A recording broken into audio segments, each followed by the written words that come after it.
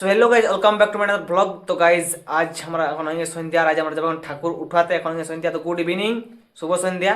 আর দেখতে পাচ্ছ এদিকে আমার মা করছে তার ব্যবস্থা কী সব করতে হয় সেগুলো করছে। দেখছে গুড় চিড়া আর কী সব ঘি মেথি হচপচ অন্তর্গত সাইকিন আগরবাতি আর কী সব লাগবে। কারণ আমারও বাজারে ঠাকুর উঠাতে, আমি যাবো সঙ্গে ভোগ খাওয়ার জন্য। আশপাশে আমি ভোগ ফাঁকে ফাঁকে আসবো পুরা। আর চলো তাহলে রেডি আছি। তো গাইজ আমরা এখন চলে এসেছি ঠাকুর উঠাতে। দেখতে পাচ্ছি আমার বাবা পূজারি আর ভোগ তো নিয়ে চলে এসছে। আর দেখতে পাচ্ছি আমার ঠাকুর একটা ধান নাই খেয়ে সকল খাইয়ে দিয়েছে মধুরে। আর আমাদের মা লক্ষ্মী যাচ্ছে এখন ঘর হাজি। আর দেখতে পাচ্ছি ক্ষেতের কোণে আছে মা লক্ষ্মী ঠাকুর। আর এখানে পূজা করছে আমার বাবা, ভোগ বোনাচ্ছে। ভোগটাকে বানালি? ও, তো গাইজ আমাদের এখন পূজা স্টার্ট হয়ে গেছে। এখন ধূপকাঠি জ্বালাচ্ছে, প্রদীপ জ্বলছে। পূজা হোক এখানে। দেখতে পাচ্ছি এখানে গোবর দিয়েছে, পরিষ্কার করেছে।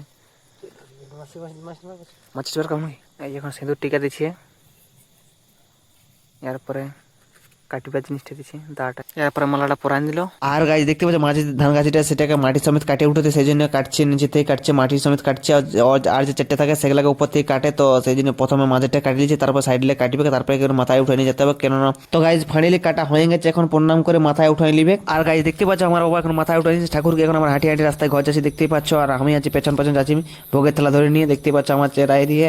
আর আমি ভোগের থালা ধরে আছি, একটা হাতার একটা। ফাইনালি গাইজ আমরা এখন ঘর পৌঁছে গেছি। চলো দেখাচ্ছি ঘরে কী সব করতে হয়, কিছু করতে হয় ঠাকুর আনার পরে, তো ওগুলো দেখাচ্ছি। চলো তোমরা ভিতরে ঘর ঢুকে নিয়ে তারপরে তো ভিডিওটা পড়ে থাকলে আজ পর্যন্ত। আর ঘর আসার পরে প্রদীপ জ্বালাই, একটা আগরবাতি জ্বালাই করে প্রণাম করতে হয়, এটুকুই বলে। তো ভিডিওটা ভালো লাগলে একটা লাইক করবে, কমেন্ট করবে, শেয়ার করবে, সাবস্ক্রাইব করে যা পারবে করে দেবে, যা পারবে যেটা মনে করবে সেটাই করবে। তো ভিডিওটাকে আমি শেষ করছি।